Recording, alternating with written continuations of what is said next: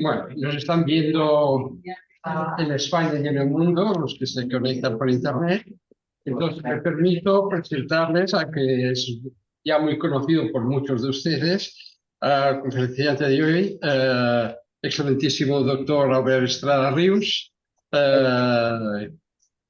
que es conservador jefe del Gabinete Numismático de Cataluña en el Museo Nacional de Arte de Cataluña, el MNAC, y que es también profesor asociado de universidades como la Pompeu Fabra y la Autónoma de Barcelona, y autor de numerosas publicaciones y muy conocido. Y como compartimos cargos académicos, responsabilidades académicas en la Real Academia de Doctores, estoy muy complacido en poder recibirle hoy aquí. Entonces, paso la palabra porque... Pues muchísimas gracias, presidente, por estas cariñosas palabras de bienvenida.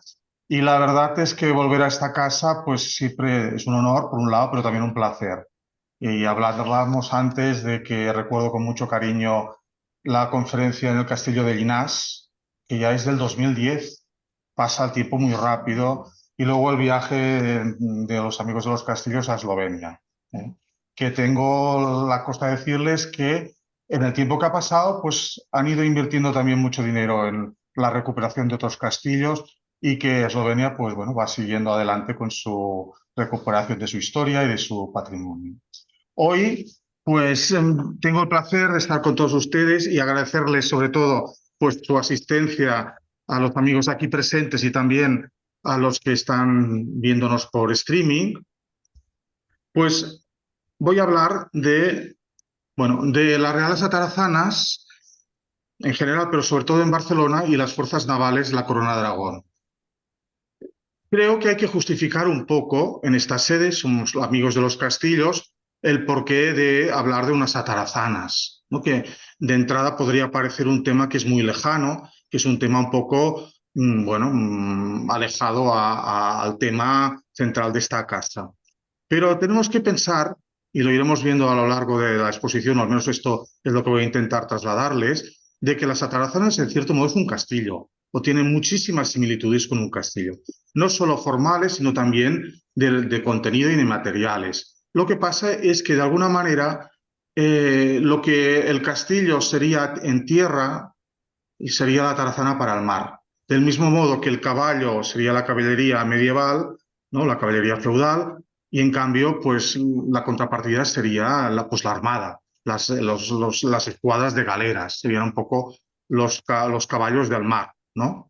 Entonces, esa es la idea un poco de justificar del por qué pues, hablar de las atarazanas en esta sede. Es un tema también, estoy muy contento de estar aquí porque es un tema que es muy querido por mí porque hace unos años, en los años pues 2004, 2006, recibí unos encargos del Museo Marítimo de Barcelona y fue entonces cuando me dediqué a estudiar esta joya que es las atarazanas de Barcelona, intentar contextualizarlas también en el contexto pues, de otras atarazanas de la Corona de Aragón y también de España, recordemos las de Sevilla, importantísimas, y las de Santander que han quedado olvidadas, pero que también había un arsenal de galeras. Y, bueno, por supuesto, en el resto de Europa, ¿no? Y entonces, bueno, es un tema de que esto pasa en la vida, ¿no? Pues te dedicas unos años a eso y luego los azares, las nuevas investigaciones, lo que sea, te alejas. Pero siempre ha sido un tema de que me gusta volver y espero en el futuro poder volver porque sí que tengo todavía mucho material de archivo y demás para completar. Porque lo que sí que quiero que transmitirles y de que esa idea quede es que cuando visitemos el Museo Marítimo, nos acerquemos a las atarazanas, no nos dé nunca la impresión de decir, bueno, la explicación puede ser muy buena, hay unas publicaciones muy exactas, muy eruditas, muy perfectas, unos buenos guías, está todo dicho. No, no está todo dicho ni mucho menos. Hay muchísimo para investigar, para trabajar, para divulgar. Y eso sí que es importante decirlo porque, bueno, es un tema que a veces las cosas que tenemos más cercanas y más próximas nos parecen que ya son las más conocidas. Y realmente eso es un falso amigo de que dices, bueno, pues esto ya está estudiado. No, no, no, hay todavía que hacer muchísimo. Bueno, esta diapositiva simplemente es para hacer este símil que les decía entre atarazanas y galeras, porque este es el binomio fundamental. Lo iremos desgranando a lo largo de la explicación. Las galeras, el arsenal, sin galeras no es nada. Y las galeras, sin tener un arsenal, unas atarazanas tampoco podrían desarrollarse. Es ese binomio. Y lo que les decía de los castillos y la caballería feudal. Aquí hay un sello del siglo XIV que nos muestra, es muy interesante, porque nos muestra lo que es la fachada de las atarazanas de aquella época. Y nos podemos fijar las ondas del mar, dos torreones, nos remite a esa imagen de que es una fortificación, y los arcos abiertos con las proas de las galeras. Porque realmente podríamos decir, si me permiten la simplificación, que el arsenal de algún modo es una especie de graje de estas galeras. Entonces, estas puertas tienen que estar, estos arcos tienen que estar abiertos, pero esa imagen es también transitoria. Pensemos que luego lo iremos viendo que en las galeras tenían que hibernar y entonces estos arcos se tapaban bien con unas empalizadas, bien con ladrillos, etcétera, para pasar el periodo del invierno y proteger así también las embarcaciones. ¿Qué fuentes tenemos para estudiar y acercarnos a las atarazanas? Bueno, pues tenemos la suerte que las fuentes son variadas y son ricas. En primer lugar, las documentales. Las documentales para la época medieval y moderna, pues las tenemos sobre todo en el archivo de la Corona de Aragón. Es un archivo, es el antiguo archivo real y es riquísimo. Tenemos la serie de Cancillería, tenemos la serie de las Cortes, tenemos muchas series que nos dan mucha información sobre las atarazanas, sobre la organización de las escuadras navales y todo lo que comportaba la organización naval. Afortunadamente, en los últimos años se han ido leyendo algunas tesis doctorales que se han centrado, y eso nos refleja la riqueza de la documentación, en escuadras concretas, es decir, en la escuadra 1363. Bueno, pues estudiar solo esta escuadra que defendía contra unos ataques de genoveses y demás, ya da para hacer un estudio completísimo de cómo se organizaba la escuadra, de los recursos, del desarrollo de la misma, etc. Por lo tanto, tenemos ya bastante información, pero, insisto, no está agotada ni mucho menos. Aparte de esa documentación, podríamos decir, administrativa, también tenemos, por supuesto, la literaria, las crónicas. Incluso no desestimaría, porque son útiles, las novelas. En las novelas medievales, a pesar de que sean ficción, se nutren de la realidad. Y entonces, bueno, Curial y Güelfa, Tirant lo Blanc, etcétera, cuentan, dan mucha información de vida naval y de la vida marinera. Es un trabajo de ir, pues, bueno, ir sacando ahí un poco, pues desgranando esa información. Por supuesto, también tenemos la información arqueológica, y sería básicamente del subsuelo, cuando ha habido oportunidad, en las atarazanas lo hubo en su momento, de hacer excavaciones arqueológicas, y realmente pues, ahí se ha podido constatar una serie de hipótesis que estaban planteadas, por ejemplo, de que la actual fachada naval no es la real, sino que ahora están retranqueadas, los arcos llegaban casi hasta la altura de Colón, del monumento de Colón, y fue en un momento que todavía no podemos determinar, que a causa seguramente de los temporales marítimos, hoy que es un día de tanto viento, etcétera, y bueno, sufría mucho esta primera fachada. Y alguien decidió, con buen criterio, de que era mejor retranquear un poco esa entrada y en beneficio de la seguridad, pues, del propio edificio. Pero luego también está la arqueología vertical, que se llama, ¿no? La interpretación de los paramentos. Es cuestión de pasearse por las atarazanas, y aquí he puesto algunos ejemplos. Pues bueno, tener una visión un poco no de arquitecto, porque bueno, lo puede hacer un arquitecto con mayor criterio, pero el historiador intentando buscar, bueno, pues cuáles son la estructura del edificio y cuáles son las disonancias y lo que es armónico. Por ejemplo, aquí, bueno, pues tenemos detrás esas arcuaciones, y ese pilar que tenemos casa mal. Ese pilar tendría que estar, si estuviera armónicamente, aquí, coincidente con el anterior. Está aquí. Bueno, pues esto nos quiere estar diciendo alguna cosa que hay que interpretar. En este caso, por ejemplo, nos está diciendo de que estas arcadas son anteriores, tienen un módulo más pequeño y que en el siglo XVI se cambió el módulo, las embarcaciones eran mayores, las naves tenían que ser más grandes y entonces pues no era posible mantener esa armonía arquitectónica. Con lo cual no había más remedio el arquitecto, el maestro de obras, de desplazar un poco el pilar para conseguir pues, esas arcuaciones mayores. Pero aprovechando, eso sí, en cuanto se pudiera, la pared del edificio. Eso es un detalle, pero podríamos ver muchos. Paseándose llega un momento que es obsesivo, porque empiezas a buscar las marcas de cantero, empiezas a buscar a ver todas las historias y van saliendo. Por ejemplo, aquí tendríamos otro ejemplo. ¿Qué hace esta especie de contrafuerte aquí? Si resulta que hay una arcuación y aquí hay otra, y en las siguientes y en las anteriores no hay esta estructura vertical, ¿qué está haciendo esta estructura vertical? Bueno, pues esta estructura vertical lo que nos está diciendo es que en un momento determinado la fachada de estas arcuaciones terminaba aquí. Y como que realmente al terminar aquí se necesitaba un contrafuerte, había que realzarlo para poder tener pues, esa terminación del edificio con más seguridad. En un momento determinado, pues se cubrió este patio y entonces esto quedó, pues bueno, inútil, digamos, y formando parte del paramento.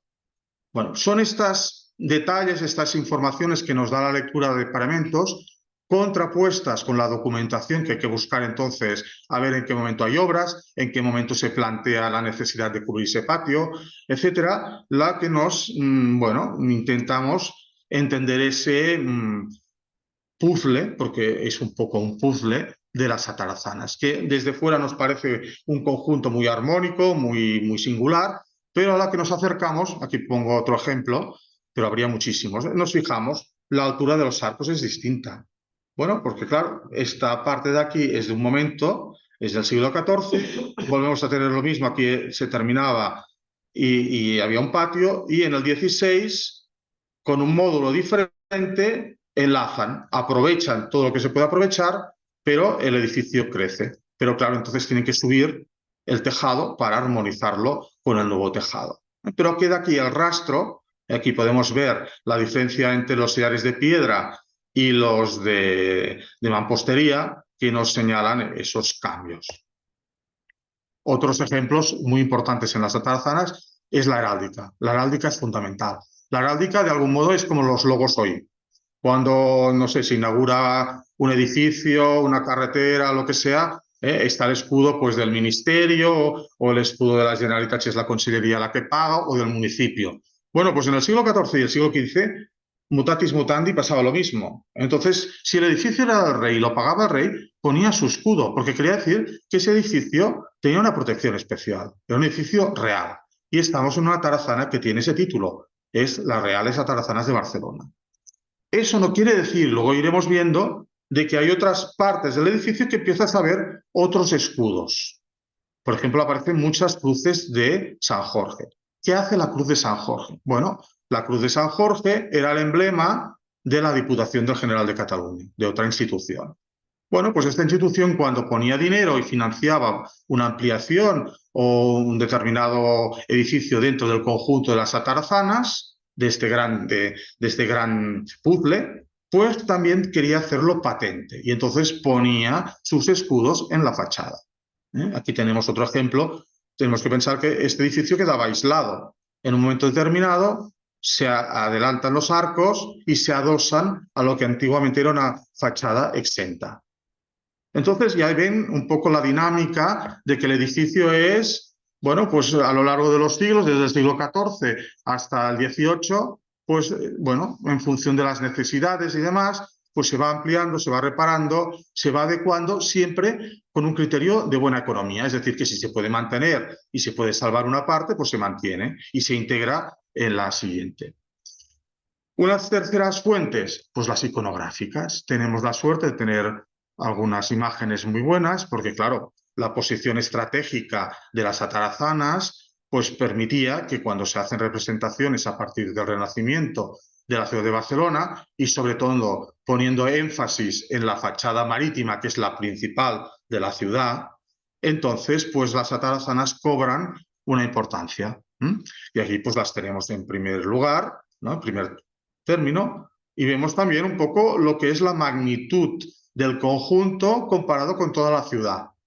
Eso sí, es también importante ver. Aquí tenemos el monasterio de los franciscanos, en la actual plaza del Duque de Medinaceli, y entonces aquí sería la calle ancha, y aquí tenemos este conjunto. Vemos que esto es del principios del siglo XVI, y todavía las atarazanas crecerían. Todo esto que está aquí descubierto en el siglo XVI, a lo largo de este siglo, iría creciendo. Bueno, tenemos otro ejemplo también de esta época. Fijémonos, aquí nos lo dice la Tarsana, y también tenemos aquí unas 2 naves, pero vemos aquí incluso los pilares que en ese momento pues estaban construyendo. Y aquí el artista ha puesto desde Montjuïc, seguramente debía tener aquel sistema de los dibujantes de como una especie de cuadrícula, lo ponían bien encuadrado y entonces con el papel intentaban traspasar a escala esa imagen. Ahora bien, todas las fuentes tienen su problemática de interpretación. Las documentales, que a veces no son lo suficientemente claras como nos gustaría. Las arqueológicas ya hemos visto que es un puzzle, que no siempre es fácil entender. Y las iconográficas, las que nos podrían parecer las más fáciles, no lo son. Y simplemente les haré observar un ejemplo. Bueno, si tenemos aquí, el monumento de Colón estaría más o menos en esta zona de aquí. Esta es la llamada Torre de las Pulgas, que se sabe que está en el basamento de Colón. Entonces, esta parte de aquí habría desaparecido, y actualmente pues, la línea de la fachada actual estaría más o menos por esta zona de aquí. Bueno, esta es la calle ancha, y entonces veremos, y esto es el portal de Santa Madrona. Bueno, cuando veamos sobre el mapa, el plano de Barcelona, veremos que la calle ancha desemboca, pero bueno, recta, a la que es la puerta principal de la Tarazana, porque hay esa relación intrínseca entre la ciudad y la Tarazana, que ya veremos que hay un ir y venir constante de soldados, de empleados y demás. Bueno, aquí vemos que eso no está bien reflejado. La calle ancha nos da casi la alineación, que tampoco nos viene alineada, con el portal de Santa Madrona, cuando tendría que venir a esta altura. Por tanto, ojo también con las fuentes iconográficas, porque hay que también saberlas interpretar. Aquí, esto sí que, claro, esto se lo debemos a los grandes ingenieros militares, que aquí sí que son muy fiables. Y entonces tenemos aquí la calle ancha, en el convento que les decía a los franciscanos, y fijémonos que da la puerta de la muralla, y aquí sí que es la entrada, la puerta principal de las atarazanas, que todavía es la misma. No la misma en el edificio, pero sí, digamos, el punto de entrada que ha quedado fosilizado. Y aquí tendríamos las naves que todavía se conservan, a ver si logro aquí, que son unas naves ya del siglo XVII y que muestran también un cambio de módulo. Bueno, nos encontramos en un mar de mercaderes y de navegantes, y estos serán los grandes artífices de todo lo que pasa en las atarazanas. Y en primer lugar, hay que, porque todo el mundo lo sabe, pero hay que también matizar un poco. Todos sabemos o asociamos estas tipologías, es decir, bueno, las naves de comercio, las cocas para el grande comercio, para el comercio atlántico, y son los buques redondos. Aquí tendríamos un ejemplo en esta viga que se conserva en el Menac. Bueno, son grandes bajeles de gran tonelaje, se mueven solo a vela. Y como son de gran tonelaje, se dedican al comercio. Y en cambio, frente a estos, coetáneamente tendríamos las galeras de fondo plano, movidas a remo y movidas también por la fuerza del viento, propias del Mediterráneo y propias de la guerra. Esa es la gran simplificación que tenemos del esquema, que hay que matizar porque ya en el siglo XIV queda muy claro que a veces en determinadas situaciones, sobre todo de conflicto o de peligro mediterráneo, se utilizan galeras con fines comerciales. ¿Por qué? Porque las galeras son ágiles. Tienen el problema de que no se pueden almacenar muchos productos, pero son muy ágiles. Y entonces, es un momento de guerra con los genoveses o con otros pueblos, los genoveses, porque eran los grandes enemigos de Barcelona en esta época. Pues entonces se dedicaban al corso. Pues entonces, bueno, pues sale a cuenta quizá fletar una galera que sea de finalidad comercial no hay tanto beneficio, pero la seguridad de que sabes de que esa galera, si se encuentra con corsarios, va a poder escabullirse y llegar a puerto, que en cambio no fletar una gran coca, un gran navío de mucho tonelaje, pero que es lenta, que depende del viento y que no puede combatir con las galeras de los corsarios. Y por tanto es una presa fácil. Por tanto, esa simplificación sí, en general, pero ojo. Y por otra parte, en la guerra las cocas y los navíos redondos también son utilizados. Cuando se mira, se analizan la composición de los grandes escuadras, se constata que hay galeras de distinto tamaño, cada una tiene su nombre, pero al lado también hay pues algunas naves que son las que llevan pues las provisiones, llevan por ejemplo armamento, etcétera, cosas que cuando haya que desembarcar pues sea más útil. Aquí tenemos algunos ejemplos para ver las dos tipologías. Esta es la célebre coca de Mataró, pero es este buque redondo típico pues, de las construcciones vizcaínas, del mar Atlántico, pero que en el Mediterráneo pues también habían y también funcionaban. La prueba es de que no hace muchos años se encontró en estas remodelaciones que se hacía en el Frente Marítimo de Barcelona los restos de uno de estos buques redondos y ahora lo pueden ustedes ver en lo que es la entrada del Museo de Historia de la Ciudad de Barcelona. Está ahí reconstruido unas cuantas de las cuadernas y hay una reconstrucción con una maqueta que nos permite constatar la arqueología de que, bueno, las galeras efectivamente es del mundo mediterráneo, pero fijémonos lo que he dicho antes, que en Santander también había un arsenal de galeras. O sea que esta simplificación hay que ir un poco matizándola. Lo que sí está claro es que el buque redondo no puede salir. O sea, una vez se ha construido, se ha fletado, en el mar se queda y en el mar, digamos, muere o se desmonta allí. Las galeras sí. Las galeras, como tienen este fondo plano, sí que pueden ser extraídas del mar. Es un procedimiento complicado. Lo tenemos más o menos descrito en los documentos, pero realmente habría que hacer un ejercicio de arqueología aplicada para intentar ver cómo se hacía, ¿eh? Porque con sebo, con ramas que ponían, excavaban, era todo un proceso y sacaban la galera para la hibernación.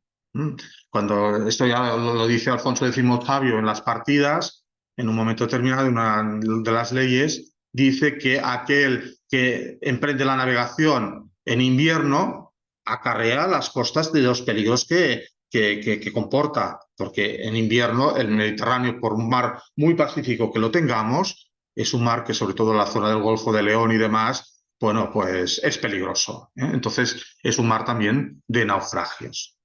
Por lo tanto, lo más oportuno es que cuando se termina la temporada de navegación, las naves redondas se quedan en el puerto, pero las galeras es más prudente extraerlas y vale la pena para su mantenimiento extraerlas. Extraerlas, guardarlas en estas atarazanas y de ahí ese binomio que yo incidía de arsenales, atarazanas y galeras y allí hibernar hasta que fuera necesario sacarlas. Bueno, aquí tenemos la recreación del 1970 de la Galera Real, una galera fabricada en Barcelona y decorada íntegramente en Sevilla, de toda esta magnífica decoración. O sea, el barco fue sin decoración a Sevilla y se decoró la escultura y demás, y luego ya actuó en Lepanto. Es una reconstrucción muy bien hecha. Y aquí tenemos, bueno, una cosa mucho más rudimentaria, pero es la maqueta, el exvoto de la Real que se exhibía hasta hace unas décadas ante el Santo Cristo de Lepanto. O sea, ahora está en el Museo Marítimo, pero es una maqueta de una galera.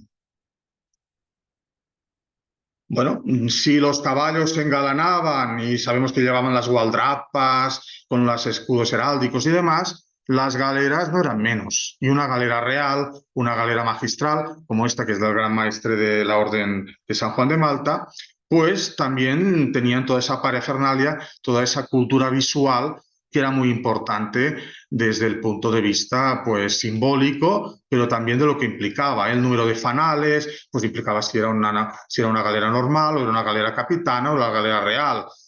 No solo era un tema ornamental, sino era un tema de señales que por la noche pues, se orientaban.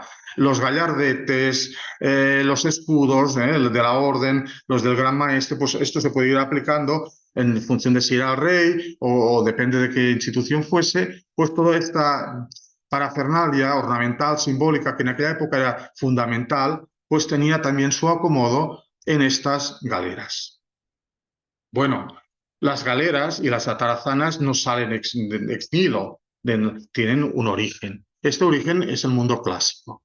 Entonces, las atarazanas, digo aquí un legado de la antigüedad clásica, tenemos aquí este mosaico fantástico que nos muestra, claro, si no supiésemos realmente y comparamos el sello que les presentaba al principio con los arcos y las proas de las galeras, con este que es un mosaico romano, pues diríamos que es lo mismo, porque realmente es esa continuidad arquitectónica. En este caso no son galeras, son las trirremes famosas, pero también tenían la misma, son las antepasadas de alguna manera estas galeras, y también se sacaban y se guardaban en estas estructuras que los romanos le llamaban hórrea, una especie de almacenes también muy cerca del mar, y de ahí pues hibernaban estas piezas. Es un legado que nace en la antigüedad y que nos llega a nosotros por dos vías. Una vía sería la occidental, que es la latina y que llega pues, a nuestras atarazanas, pero también llega, y es también el origen romano, a través del mundo islámico. Tenemos que tener en cuenta que la palabra atarazana es una palabra islámica. Atarazana, arsenal, todos son palabras que vienen del mundo islámico para determinar esta misma construcción. Entonces, aquí tenemos la lápida de la atarazana islámica califal que hubo en Tortosa, en las bocas del Ebro. Entonces, solo se conserva esta lápida fundacional que nos dice pues, que había esta atarazana, ese arsenal, y bueno, un poco nos cuenta. Pero sabemos que pues, en el norte de África había estructuras que venían de Roma, en Túnez, etcétera, y vemos siempre esta estructura que podríamos decir que es una zona, es una arquitectura que nos viene ya descrito también por Palladio y por otros Vitruvio y otros arquitectos romanos, que, bueno, simplemente ha ido perdurando, ha ido continuando en la Edad Media y en la época moderna por su propia utilidad. Porque como ha sido útil, pues tanto, digamos, la rama islámica como la rama cristiana han mantenido este patrimonio común. Las atarazanas son fundamentales, esas atarazanas que ya hemos relacionado intrínsecamente con las galeras, y forman parte del perfil de todas las grandes ciudades del Mediterráneo. Aquí tenemos una visión en la tabla Strozzi de la ciudad de Nápoles, maravillosa, el Castelnuovo, etcétera, es del siglo XV, y aquí tengo enmarcado este puerto protegido, y aquí tenemos los arcos que delatan que este es el arsenal napolitano.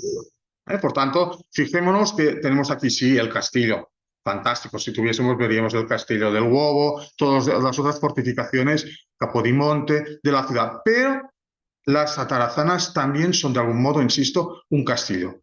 Fijémonos, tiene un perímetro fortificado, unas torres. Entre una torre y la otra seguramente había unas cadenas que permitían cerrar el paso. Se bajaban las cadenas, se podía entrar. Se subían las cadenas, se barraba el paso, etc. Y luego, bueno, pues estas naves donde se podía guardar, hibernar estas galeras.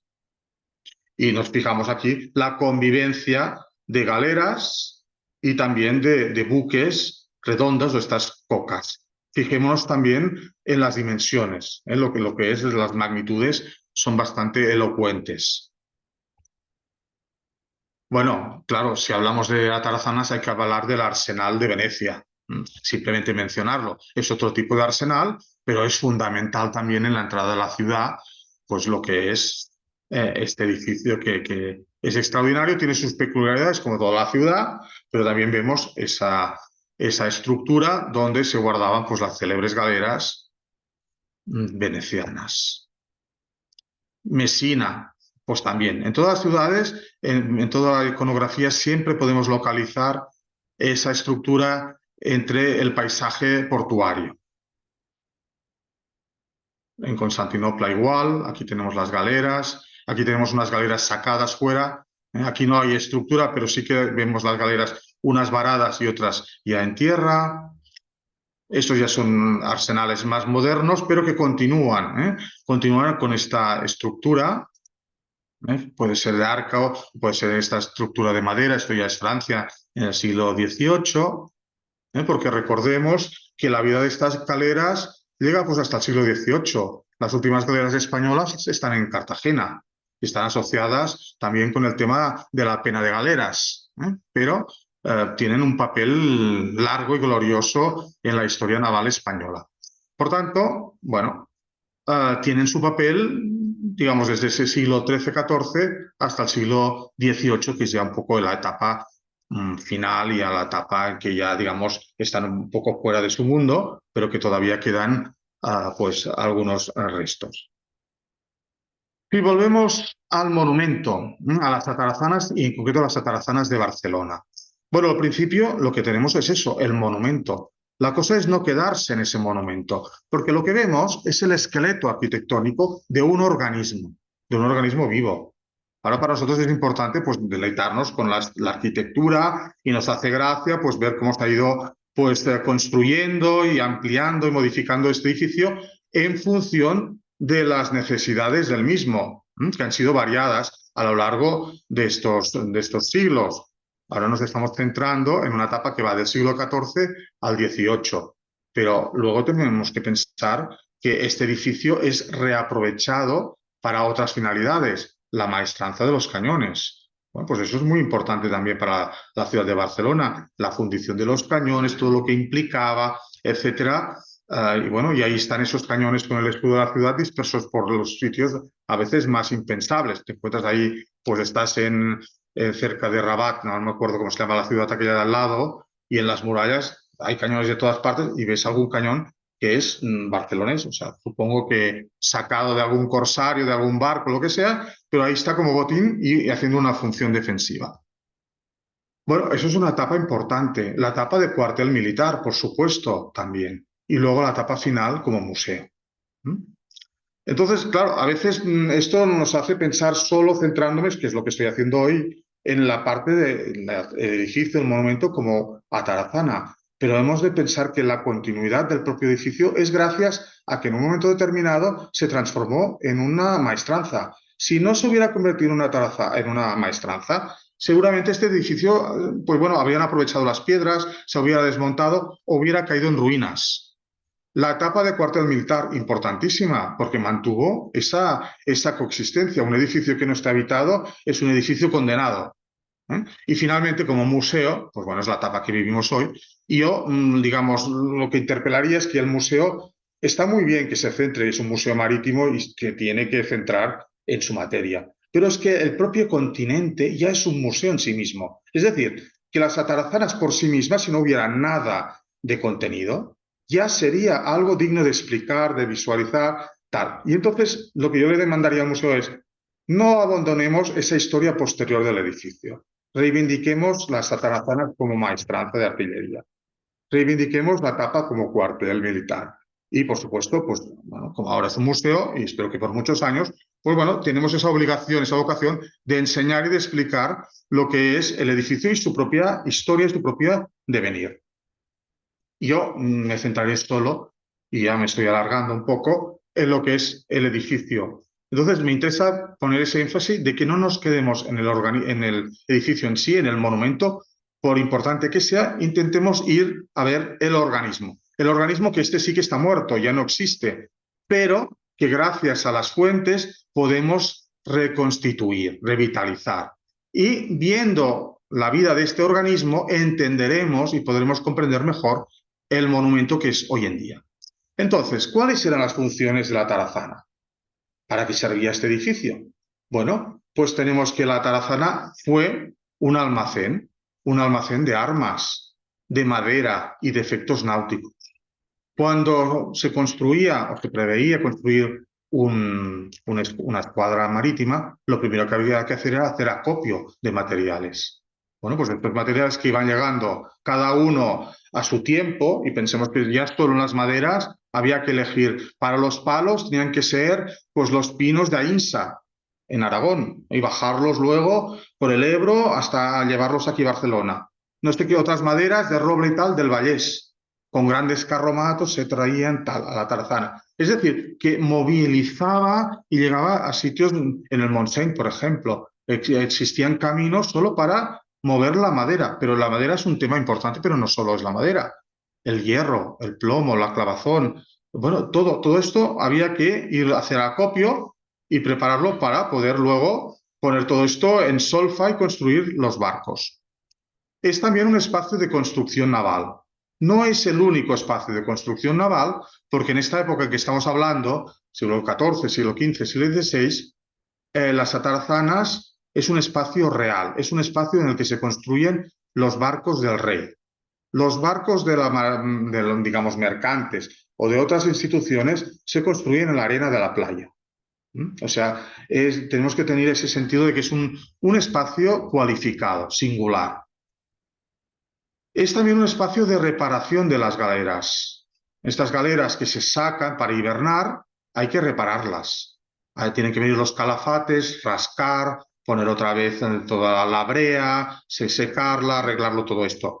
Y luego finalmente, bueno, por supuesto, la hibernación, que es el tema básico de que esto reposa. Hay que cuidarlas porque a veces también tenemos documentación que nos habla de algunos escándalos. Escándalos como que el atarazanero, veremos luego quién es, no había tenido suficientemente cuidado de estas galeras que estaban ahí hibernando y se le había podrido la madera. Claro, eso era tremendo porque se había guardado aquella galera para poderla sacar. Si resultaba que cuando llegaba ese momento, que a lo mejor habían pasado varias anualidades y la madera se había podrido, pues era momento de exigir responsabilidades y rodaban cabezas. O sea, esto también hay que decirlo. Bueno, y finalmente estamos en una sociedad, ahora esto está de moda, pero para ellos no era nada de moda, era una cosa cotidiana. Todo se reaprovechaba, no se tiraba nada. Entonces, cuando se desguazaba una galera, había un mercado secundario de toda esa madera, del hierro, de las telas, de todo eso se aprovechaba, se vendía y se reutilizaba para otras galeras o para otras cosas. O a veces simplemente se dejaba, y ahora me viene a la memoria un caso concreto, de que, bueno, se dejó unas maderas para el convento cercano de los franciscanos para que pudiesen hacer unas reparaciones en el convento. Es decir, no se tiraba nada, todo se reaprovechaba, pero estaba ahí almacenado y bien custodiado. La construcción de una armada, que tenía su centro en uno de estos arsenales, implicaba unos trabajos encadenados y muy especializados. En el arsenal, evidentemente, pues tenía un papel importante, sobre todo, insisto, en lo que era la construcción de las escuadras reales. Pues bueno, tenemos, ya he dicho, todos esos materiales implicados que tenían que ser trasladados. Madera, hierro, cáñamo, las velas. Esto implicaba no solo esos materiales, implicaba los técnicos específicos, cada uno en su tema. Los maestros de hacha, con sus azadones, para trabajar la madera. Los remolares, los remos. Los corderos, las cuerdas. Los veleros, las velas. Los caldereros, todo lo que es calderería. Los boteros, pues todo lo que es el tema de, bueno, para almacenar el agua y demás, eran muy importantes. Bueno, herreros, caldereros, una serie interminable de oficios que por eso recuperó la idea esta de que la puerta de la Tarazada de Barcelona, que solo había una, daba directamente a la puerta de la ciudad, porque aquello era como un hormiguero de gente especializada que iba y venía, daba vida a la ciudad, daba vida y riqueza. Era un dinamizador económico. Y además, pues pensemos es que de todo, armeros, por supuesto, cuando empieza la artillería, los bombarderos, que hacen las bombardas y la artillería, pero luego también los pintores, los escultores, que pintan los guiones y las estandartes, y los escultores que decoran, pues bueno, los mascarones, etcétera, de las galeras que son ya más representativas o hacen los fanales. Es decir, es un dinamismo extraordinario para Barcelona.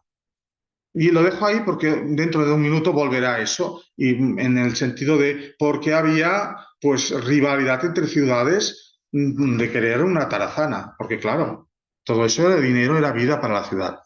Pero todo esto implica, por tanto, unos procesos de trabajo dentro y fuera del arsenal, porque no solo es dentro de las murallas de la tarazana, sino también fuera se elaboraban cosas que se traían. fuente de riqueza, ya lo he dicho, está clarísimo esto. Bueno, entonces subimos un poco el nivel. Hemos visto el nivel realmente de los trabajadores, de los materiales, de la organización, de los maestros ahí, de los aprendices, etcétera, que están ahí trabajando. También, abro un paréntesis, de los prisioneros genoveses que con una bola ligada al pie, pues estaban ahí colaborando, pues ayudando en algunas tareas. Porque claro, los genoveses no eran prisioneros cualquiera, eran expertos en el mar.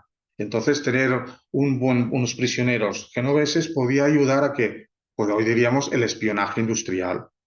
¿Que había alguna ventaja, alguna innovación en la construcción naval? Bueno, pues se trataba de que aquellos marineros, prisioneros, pues bueno, a cambio, supongo, de algún tipo de...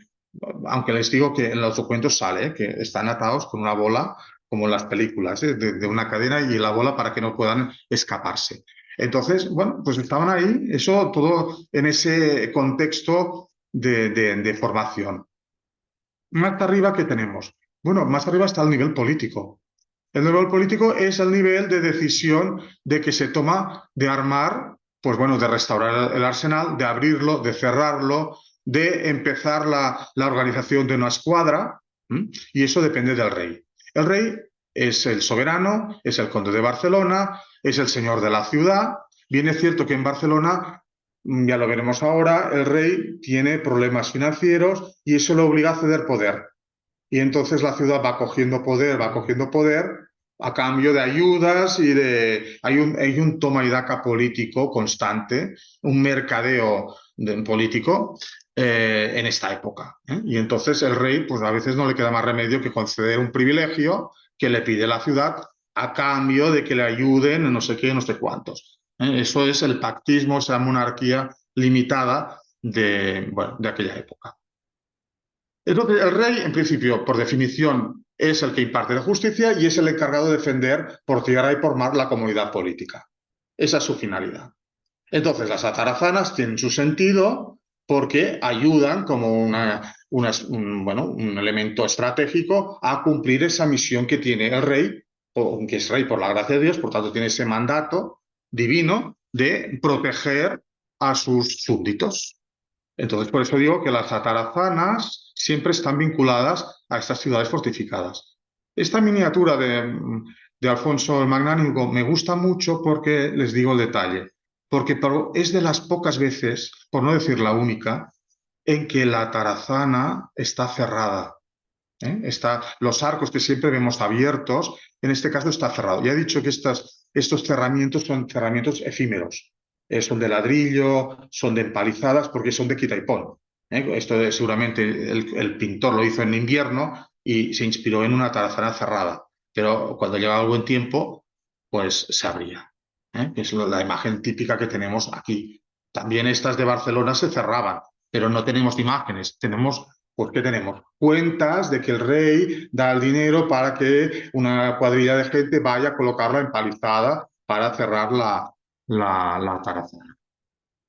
Bueno, la tarazana de Barcelona no es un único, es muy importante, pero está dentro de una red, porque estamos en una monarquía que es una monarquía compuesta, porque el rey es rey de Valencia, es rey de Mallorca, es rey de Aragón, y entonces, bueno, pues tiene ese mandato en cada uno de estos reinos. Y como que son reinos que conviven bajo un mismo soberano, pero son comunidades políticas separadas, cada uno quiere lo suyo. Por tanto, hay unas atarazanas en Valencia, para el Reino de Valencia, unas en Mallorca, en Valencia tiene otras en Cullera también y en Cataluña tiene las de Barcelona, Tortosa y Colliure. Son estas las atarazanas reales. Las de Valencia están restauradas, son magníficas. Y las de Barcelona, por supuesto, pues bueno, por su larga pervivencia, pues es un edificio que, claro, luego no entraré aquí porque no me da tiempo, pero pensemos que en el siglo XVI, ya con Carlos V, pues se construirá aquí un bastión, el bastión del emperador, y bueno, va creciendo, siempre englobándose de alguna manera, siendo la defensa de poniente de la ciudad, junto con la torre de Montjuïc, que es una torre de señales. Perdón. Bueno, aquí tenemos algunas otras imágenes. Entre estas atarazanas hay colaboración. Cada atarazana es distinta, pero como están bajo la misma titularidad del rey, colaboran. y entonces cuando se necesita, pues se envían remos de la Atarazana de Valencia a la de Barcelona o se envía madera a la de Palma de Mallorca. Hay un trasiego también de efectos náuticos, también de personal técnico y evidentemente también de las galeras. Porque todos son atarazanas, yo diría, hermanas reales, por tanto se ayudan. Ahora bien, ¿qué pasa en ese sistema? Que si el rey hubiera tenido dinero suficiente, pues diríamos, ahí se acaba la historia. El rey cuando necesita organiza una armada, convoca pues, a la ciudad para que venga tal, el ataracero abre las puertas y empieza la engranaje industrial, podríamos decir. Pero como la nuestra es, en esta época es una monarquía muy deficitaria, que tiene muchas ambiciones, grandes empresas, pero el bolsillo, digamos, pobre, pues no tiene otro remedio que buscar ese dinero en un sitio o en otro. ¿Cuáles son estos recursos? Bueno, esos recursos son, en primer lugar, los propios. Bueno, tiene los impuestos. Esto es uno. Cuando los impuestos no son suficientes, tiene que vender patrimonio, alienaciones patrimoniales, tiene que pedir préstamos y tiene que hacer peticiones a particulares de ayuda. Pero a veces toda esta retahíla de ayudas no son suficientes. Pensemos que todo esto implica, bueno, pues una carga para las finanzas reales. Porque aunque alienen o vendan una ciudad o un castillo, y aunque sea una venda a carta de gracia, lo que quiere decir que en un futuro podrá recuperarla, tiene que conseguir el dinero para recuperarla. O sea, la gente no le regalaba nada. Entonces, bueno, pues es una carga. ¿Cuál es la otra vía que le queda y no queda más remedio? Y es la vía que se desarrollará a lo largo de los siglos XIV, XV y XVI. Bueno, pues buscar la financiación extraordinaria, que ya no es vía impuesto, que el impuesto ya lo dice la palabra, es una cosa impositiva, es una cosa obligatoria, se debe, no se puede elegir. Y buscar la vía extraordinaria del donativo. ¿El donativo qué quiere decir? Pues que el rey convoca cortes y solicita, pide, en esa relación feudo-vasallática de que el vasallo tiene el deber de ayudar al señor y el señor tiene el deber de ayudar al vasallo, de decirle, bueno, oye, yo tengo que defender las costas de la corona o tengo esa empresa en Cerdeña o en Sicilia o lo que sea, necesito armar una escuadra. Y una escuadra era carísima. Bueno, como hoy armar un barco de guerra, ¿no? Tiene unos costos muy altos. Entonces, ahí hay una negociación en la cual pues, las cortes, los tres brazos, el brazo real, que es el del brazo de las ciudades, villas y lugares, que el rey es el señor directo, por ejemplo, Barcelona, el brazo de los militares, el brazo de los señores feudales, de los señores que son titulares de castillos, y luego el brazo que se llama eclesiástico, pero que de hecho no es eclesiástico, es el brazo de los eclesiásticos que son señores territoriales. Es decir, lo que reúnen las cortes son aquellos potentados, sean nobles, sean ciudades o sean eclesiásticos, que tienen recursos, que tienen súbditos y que por tanto pueden movilizar ayudas y dineros para ayudar al rey a cumplir esa misión que tiene encomendada. Y ahí viene pues el donativo, que pues hay unos capítulos del donativo donde se fija las condiciones e incluso pues a veces se niegan o a veces se hace un préstamo. Entonces aquí entran, digamos, dos líneas paralelas. Por un lado los juristas y por otro los teólogos. Y unos y otros debaten sobre la justicia de esas peticiones y cómo hay que encararlas. Ahí nacerá esa institución que será importante para las atarazanas, que es la Diputación del General de Cataluña. Fijémonos que decimos Diputación del General de Cataluña y no decimos Diputación de las Cortes. ¿Por qué? ¿Qué son las Cortes? Las Cortes medievales son el rey que convoca a los tres brazos. Por tanto, las Cortes, como el Parlamento en Inglaterra, se presenta al rey, las preside la cabeza y el cuerpo político se hace presente pues, en forma de los tres representantes de los tres brazos. Pero la Diputación del General de Cataluña no tiene representación del rey. Es una forma más, una vuelta de tuerca a esa limitación de la monarquía. Los brazos dicen, sí, vamos a ayudar, vamos a dar ese donativo, pero ojo, ya sabemos que la administración real es muy eficiente y hay unas leyes palatinas que, bueno, desarrollan el oficio palatino y la administración real y todo de una manera extraordinaria. Pero es que eso nos da miedo, porque ¿quién dice, y ahora hago un poco de caricatura, de que esto que hoy damos como un donativo y que esto lo administra pues el tesorero del rey y lo gestiona el maestre nacional y toda esa corte tan eficiente del rey. Una vez se han disuelto las cortes, el año que viene el rey dice, no, no, volvemos al siguiente. ¿Quién se va a oponer? Bueno, está escrito, sí, bueno, lo está escrito, está bien, lo que está escrito se lee, pero no nos fiamos. Y entonces, ¿qué dicen? Vamos a hacer una delegación del general de Cataluña, es decir, de la comunidad, de política, es decir, de los tres brazos, que se proyecte más allá de las propias cortes, una vez las cortes se han disuelto, que es una potestad del rey convocarlas y disolverlas, y que con la jurisdicción del rey, eso evidentemente, con el permiso del rey, se ocupen de administrar ese donativo. Y entonces ese es el origen de la Diputación del General de Cataluña. Con lo cual aparece un desdoblamiento de el fisco real y luego un erario que yo digo estamental, un erario que depende de esta institución que está dotado de unos impuestos que son propios y entonces se trata de recogerlos, de administrarlos y de gastarlos. Se lo tomaron tan en serio y pusieron al rey un poco contra las cuerdas, porque la necesidad pues, es ley, ¿no? Que llegaron pues a armar galeras que eran del general de Cataluña. ¿Eh? Y lo mismo hizo la ciudad de Barcelona. Entonces, cuando hoy en día, ¿no?, hay un barco que se llama el Santa Eulàlia, no es nada más que recuperar una tradición que ya en la época medieval había una galera, tradicionalmente que era la Santa Eulàlia. Y cuando se hablaba de la Santa Eulàlia, quería decir que aquella galera era la galera de la ciudad.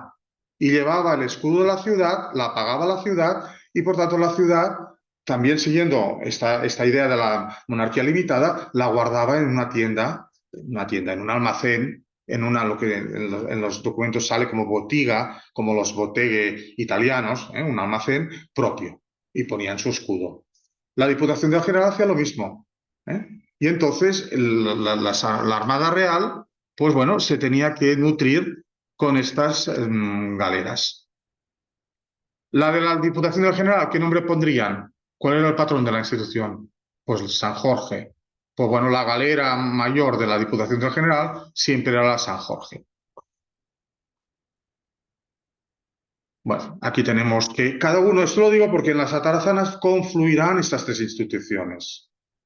El rey, porque es una atarazana real, pero luego también la Diputación del General de Cataluña, que querrá tener ahí su propio almacén y que lo marcará con la cruz, que es el símbolo de su institución, y luego la ciudad de Barcelona, el Consejo de Ciente, que dice, yo también no quiero ser menos, quiero también mi almacén propio en la Atarazana Real y voy a poner mis armas. Con lo cual, fijémonos que el monumento, ese puzzle que teníamos arquitectónico, se complica porque, claro, cada uno ahí no solo es el edificio, es que cada institución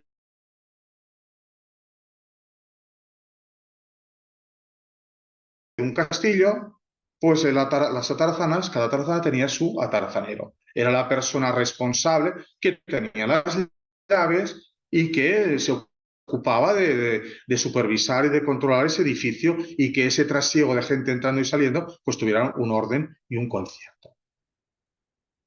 Aquí tiene un poco digamos, sus funciones. Guarda de la tarazana, supervisa la construcción de las galeras, la reparación de las galeras, recibe los efectos náuticos, levanta inventarios, tiene la custodia de los mismos, tiene un control de los operarios, interviene en todo lo que tiene que ver con las galeras. Pero habrá el atarazanero real, el atarazanero municipal y el atarazanero de la Diputación del General.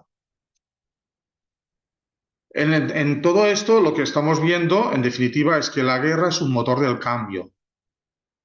No solo es la guerra defensiva, sino que la guerra hace, fijémonos cómo está moldeando las instituciones, cómo está moldeando esa monarquía, le está obligando a hacer concesiones y a que el municipio y aparezca esta delegación de los brazos de las Cortes que empiezan a desarrollarse y que, pues bueno, a partir de 1400 y a construir su propia sede. El ayuntamiento, la sede más antigua, que está todavía en la parte de la calle, ¿cómo se llama? Calle Ciutat, muchas gracias, y la casa de la Diputación del General, que es el actual Palacio de la Generalitat, pues en la fachada delante. Con todo esto tenemos, evidentemente, una vez se ha terminado la preparación de las de las armadas, bueno, pues preparar las naves, las armas, la artillería. A partir de 1359 tenemos constancia ya de que hay bombardas. Aquí en Barcelona nos lo cuenta la crónica de Pedro el Cruel, en el marco de la guerra de los dos Pedros, pues se planta una armada castellana enfrente de la ciudad y el cronista explica que hay un bombardeo bueno, pues por parte de las bombardas. Y está luego también el elemento personal, que no lo podemos olvidar, las levas y el acordamiento de gente de mar, pero también de tropa.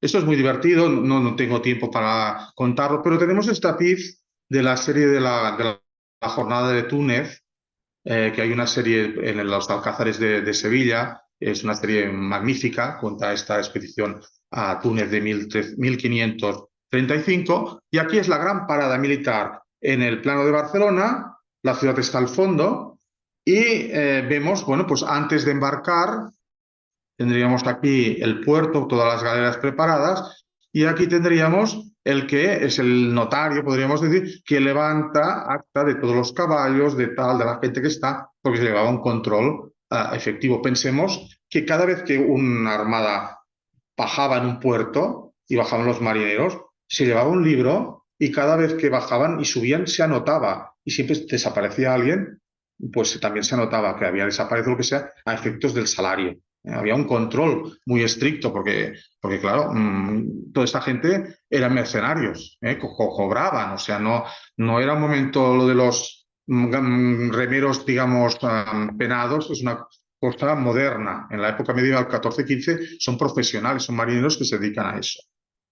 Bueno, aquí habría un mundo que simplemente yo evoco, que forma parte de esa cultura marítima, esa cultura que es riquísima, los saludos cuando llegan las galeras, los enfados que hay porque llega una escuadra y no ha saludado, y desde la torre de Montjuïc deberían de haber saludado, y no sé qué, quejas y requejas. Es todo un mundo que hay, el mundo también de las plegarias, es un mundo también de superstición, porque claro, el mar es mucho mar. Entonces, cuando uno se embarca, imaginemos con estos barcos, había que tener empuje, ¿no? Pues bueno, pues todas esas tradiciones, las bendiciones de los barcos nuevos, los nombres que recibían los barcos, las galeras, todo eso eran unos rituales riquísimos, pues bueno, la botadura, había regalos también para el calafate mayor, etcétera. Era todo un mundo que daría solo eso para dar una conferencia, porque forma parte de esa cultura de la gente de mar, que es una cultura extraordinaria, sobre todo en esta zona de la Corona de Aragón, y que da, pues, por ejemplo, el libro del Consulat de Mar. Esa cosa que se forma, esa coiné entre Italia, entre Valencia, entre Mallorca y entre Barcelona, que forma esa cultura, esa gente que, bueno, pues llegan con la victoria, y aquí tienen esa imagen de la armada que llega triunfante a Barcelona. ¿Y por qué llega triunfante? Hombre, porque llega, fijémonos, un arco triunfal, que es un arco triunfal natural, es el arco iris, ¿no? Pues la naturaleza que rinde homenaje a esa escuadra que llega triunfante. Pero a veces también hay la vergüenza de la derrota. ¿Y la derrota qué pasaba? Bueno, pues aquí es la entrada triunfal de la escuadra de Alfonso V el Magnánimo en Nápoles, pero que trae la presa, y la presa son estas galeras que están, fijémonos, desarboladas, que son llevadas al revés, que eso es un símbolo pues, de duelo, aquí no se muestra, pero por la literatura lo sabemos, arrastrando las banderas y los estandartes. Es una señal de duelo, de derrota, de humillación. Y en cambio, pues encabezan pues, las galeras triunfantes vencedoras. Para terminar un poco, estas pinceladas que les he dado sobre este edificio magnífico. La evocación de la puerta principal, que hoy en día queda un poco desapercibida, era una puerta única, es esta puerta. Seguramente ha habido 1000 reformas, 1000 reformas, pero el sitio arqueológico, el sitio donde estaba la entrada, era este. Entonces sabemos incluso, para que vean los contrastes, a veces no sabemos cuándo se hizo esta torre, y en cambio las cuentas te dicen que había un perro mastín que se llamaba Blanquina, o sea que debía ser de color blanco, y sabemos lo que cobraba el atarazanero de la manutención del perro. La documentación es caprichosa, y hay momentos que sabes esos detalles que dices, pero que te emocionan, porque dices, madre mía, lo ves, que yo les decía, tenéis que hacer una mascota. Blanquina se merece ser la mascota de las atarazanas, porque es una maravilla. Un mastín que sepas que es blanco y el nombre, hombre, del siglo XIV no tiene desperdicio. Y en cambio hay cosas que dices, por Dios, ¿y esta torre cómo se construyó? No hay ningún documento, pues se ha extraviado o todavía no hemos tenido la pericia de encontrarlo, que también. Bueno, aquí la superposición de escudos, el escudo real, la cruz de San Jorge, es la historia de este edificio. Aquí vemos aquí estaría esta puerta que les digo, y fíjense que es que va clavada. Si tienen la oportunidad, hagan el ejercicio. Se ponen delante de aquí, de espaldas a la puerta, y es que tienen la calle ancha en línea recta. En línea recta es. Claro, antes había una puerta y una muralla que daba ingreso a la ciudad, ¿eh? Aquí lo vemos mejor. Bueno, yo no quiero cansar y abusar más de su paciencia, de manera que lo dejaría aquí y simplemente les invitaría a volver al edificio y bueno, disfrutar del mismo y ver, sobre todo, ser consciente de eso, de que es un edificio que todavía tiene muchos misterios para desentrañar y para contarnos. Muchísimas gracias por su compañía y por su atención.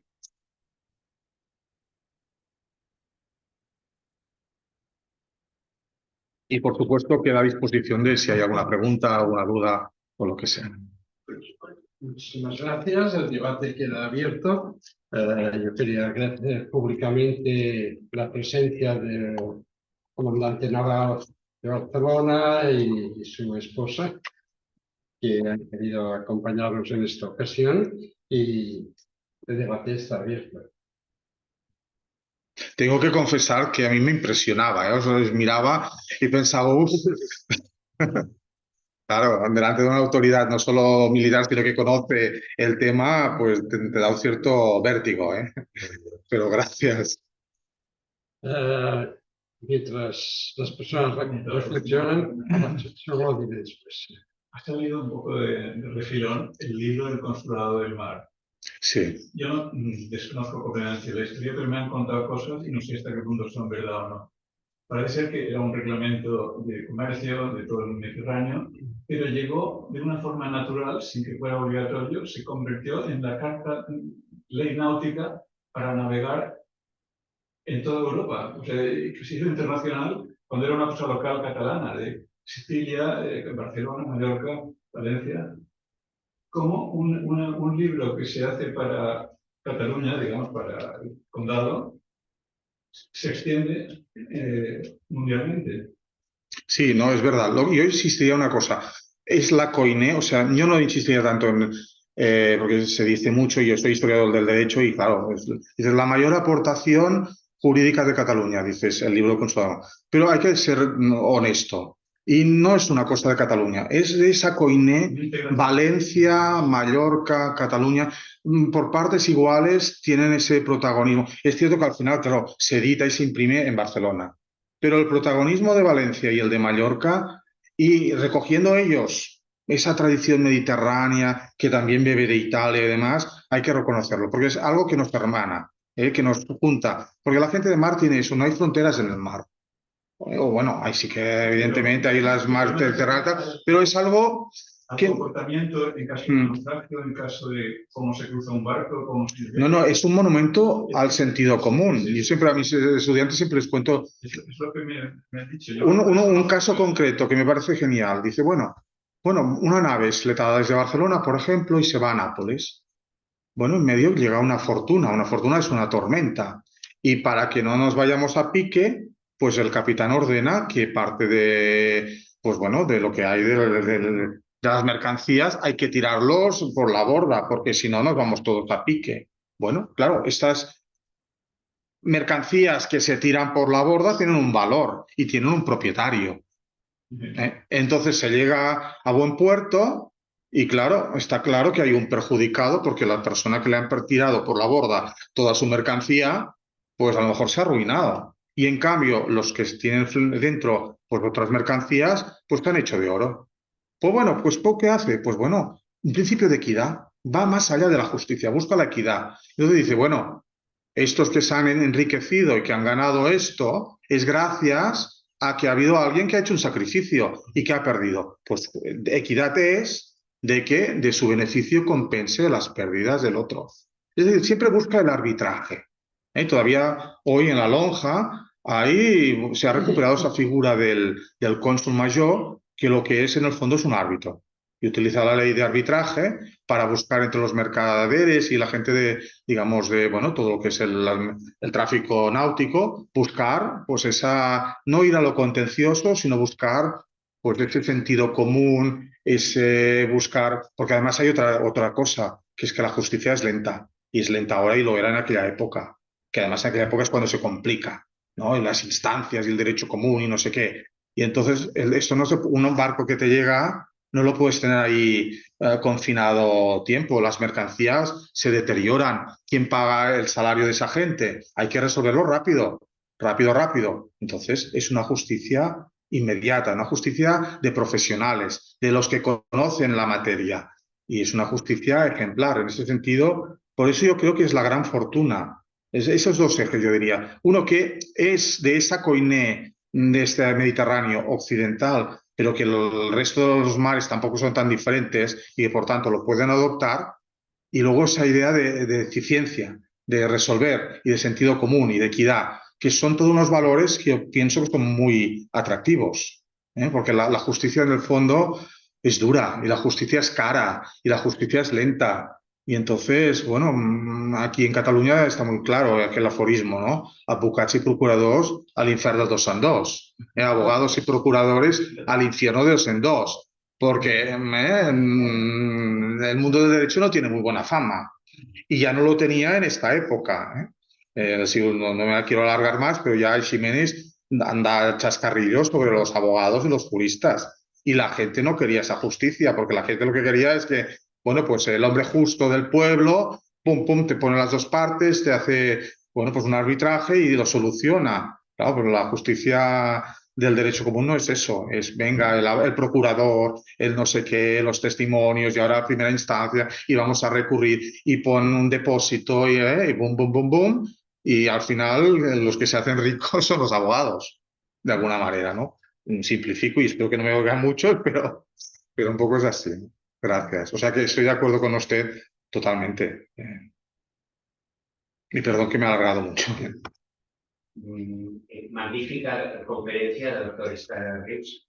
Hay varias cosas. Bueno, ha hablado de Venecia, la Arsenal. Luego hay el Museo Marítimo, aquí las realizaciones que habían el Museo Marítimo Militar. Viendo la comparación de la arquitectura, es la misma. Igual que en Nápoles, ¿no? Nápoles, pues bueno, hay el Castelnuovo y hay el Puerto aún allí. El año pasado estuve en ambos sitios. Y entonces, pues, te das cuenta de estas similitudes que lo ha descrito, bueno, exacto. Entonces, una cosa. También, en el caso del Consejo de Ciento, que había, creo, no lo sé, dos galeras o dos naves, dos navíos. Tengo la sospecha de que también eran informantes de las situaciones, igual que aparece en el final Blanc, ¿no? Y esto de la cadena que ha mencionado que era para cerrar, igual que en Rodas, para cerrar los puertos, ¿no? Para que no pasaran toda la armada, ¿no? Bueno, sí. Sí, bueno, pues muy amable por sus comentarios. Y bueno, pensemos que, a ver, siempre hay que poner los dos platos de la balanza. Lo de la cadena, efectivamente, era un gran protector, pero no olvidemos que Alfonso el Magnánimo rompió la cadena del puerto de Marsella, saqueó a gusto la ciudad, se llevó la cadena y la podemos ver en la capilla del Santo Cáliz de Valencia. Está ahí colgada como un trofeo. O sea que, a ver, todo tenía sus límites, ¿eh? Pero sí, sí. Yo creo que, a ver, tenemos la suerte de que somos mediterráneos y el Mediterráneo es un mar que nos hermana. Y entonces, ante unos mismos problemas, las soluciones tienden a ser las mismas, porque el ser humano, por muchas diferencias que tengamos, la base es la misma. Y la cultura, el Mare Nostrum está en Roma. Entonces, el mundo romano, el mundo helenístico, Es que, bueno, ya lo decía, ¿no? Aquel autor carolingio, somos enanos subidos a los hombros de gigantes. Pues sí, es que, a ver, o ahora hay gente que dice, somos romanos. Pues sí, porque hablamos lenguas que son, no dejan de ser formas vernáculas del latín. Y tenemos, pues, el derecho, que salvando muchas cosas, pero viene del derecho romano. Y hay mil cosas que, bueno, pues sí, hay que reconocer que y el Mediterráneo es un mar romano. Entonces, ahí está esa cultura que tenemos que reivindicar. Tenemos que reivindicar porque realmente en este mundo que tenemos hay que buscar trazos de juntar y la cultura, yo pienso que eso siempre tiene ese papel ambivalente, porque a veces, desgraciadamente, la cultura es utilizada como un arma para dividir. Pero tenemos que hacer el esfuerzo al revés, de que la cultura lo que tiene que hacer es hermanarnos, buscar los puntos comunes que confluyen, que son muchos. Y luego la anécdota que me ha gustado mucho que me comentase, que tiene toda la razón, el tema de los espías, que es muy divertido, pero que es verdad. Claro, aquí no ha salido porque no, pero había una gente, claro, esto también me afecta un poco y ahora no quiero decir que los cónsules sean espías, que no es el caso, pero sí que Barcelona tenía los cónsules de ultramar. Era un privilegio que había arrancado al rey, porque el rey era quien tenía que nombrar a los representantes, nombraba a los embajadores, que eran extraordinarios, iban y venían, y luego los cónsules, que estos sí, que residían pues, en los principales puertos y de manera permanente. Y claro, esto sí que, como vivían allí y conocían a todo el mundo y más o menos y tal y cual, enseguida que veían una armada o no sé qué, pues escribían e informaban y entonces llegaban a las noticias a la ciudad de Barcelona y luego al rey, evidentemente, de que, pues, no sé, pues ha avistado una flotilla de no sé qué en el puerto de Trápani. Se presume que van en dirección a no sé dónde. Y eso sí que había ahí un cierto tráfico de informaciones. O sea que, claro, era un mundo también, a ver, no todo era tan bonito, ¿eh? Pensemos que aquí en Barcelona había una cosa que se llamaba el derecho de marcas. ¿Qué era el derecho de marcas? Pues el derecho de marcas implicaba que, por ejemplo, un ciudadano de Barcelona estaba en Génova y un genovés, pues le había timado y le había robado no sé qué y no sé cuánto y tal. Venía aquí a Barcelona, iba al Consejo de Ciento y decía, mira, que vengo de Génova que me han hecho esta tropelía. Bueno, pues el Consejo de Ciento cogía al primer genovés que encontraba y lo marcaba. O sea, le hacía pagar. ¿No? ¿Qué culpa tenía ese hombre? Más que ser conciudadano tremendo. Bueno, pues pasaba esto. O había otros privilegios que también, claro, son cuestionables. El privilegio de vituallas. Bueno, pues en tiempo de carestía de cereal, que claro, era el elemento básico, cualquier barco que pasase delante de la costa de Barcelona podía ser apresado por la ciudad y aunque fuese, no, es que vamos de Valencia a Sicilia o al revés. No, no, no, no. Ahora a Barcelona y le compraban el trigo al precio que de mercado. Pero claro, era un apresamiento en toda regla. Pero bueno, esto se revestía de forma jurídica, el derecho de toallas y ya está. O sea que el derecho a veces, bueno, tiene sus cosas, ¿eh? Muchas gracias por... Volviendo al tema de la cadena, un puerto pequeño se puede tener una cadena, se comprende. Pero en Constantinopla me contaron que ponían de una torre a otra el Cuerno de Oro, cerraban con una cadena. Evidentemente, es una cosa complicadísima. Y Sí, impedía la entrada de barcos enemigos. sí, sí, porque, a ver, de hecho, el Bósforo no... No, a ver, Cuerno de El, Oro, que hace el Cuerno de Oro, perdón, sí. kilómetros aproximadamente. Hay una torre que te lo explican esta historia. Me parece increíble. Es cómo podían hacerlo y más cómo tenían capacidad física para hacerlo. Vienen no sé, unos poleas Unos poleas, gigantescas. supongo, y unos, no sé cómo sería la palabra para moverlo, Pero pero... cuesta imaginarse que se puede hacer algo así, ¿no? Esto de que lo hacían. Sí, sí, no, no, que se hacía seguro. Seguro porque es una práctica usual en los puertos, esto que se puede cerrar. Sí, sí. Es como, bueno, los faros y las torres de señales. Aquí en Barcelona pues había en Montjuïc una, luego en la zona de Tiana había otra, y hacían señales pues, de fuego por la noche y con velas de día, o sea que era una cosa, y enseguida informaban que viene tal o viene cual. Pero claro, que pensemos que yo me he centrado, soy medievalista mucho en el siglo XIV-XV, pero luego está un magnífico siglo XVI y XVII. Barcelona es una ciudad cervantina y leyéndote el Quijote, claro, o sea, es que a ver, es un lujo, ¿eh? Cuando te explica, pues bueno, pues que salen, claro, salen las galeras, porque vienen los corsarios y todo el episodio este, pues te lo estás contando a alguien que es un novelista, pero es que es un marino, que él ha combatido en Lepanto, y por tanto lo que te cuenta es que es como de primera mano. O sea, la historia será la historia, pero quiero decir ficción, pero el lenguaje, los movimientos, todo el entramado es real, es real.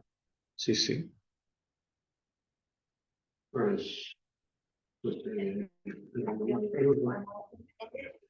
Muchísimas gracias por una estupenda y bien documentada conferencia sobre este magnífico edificio histórico barcelonés y el acertado punto de vista de su paralelismo con un castillo. Saludos de Karina y Miguel. Y desde Madrid también nos dice, comparto el comentario que visita a ver con la exposición y comunicación. Muchísimas gracias. pues Gracias. Gracias.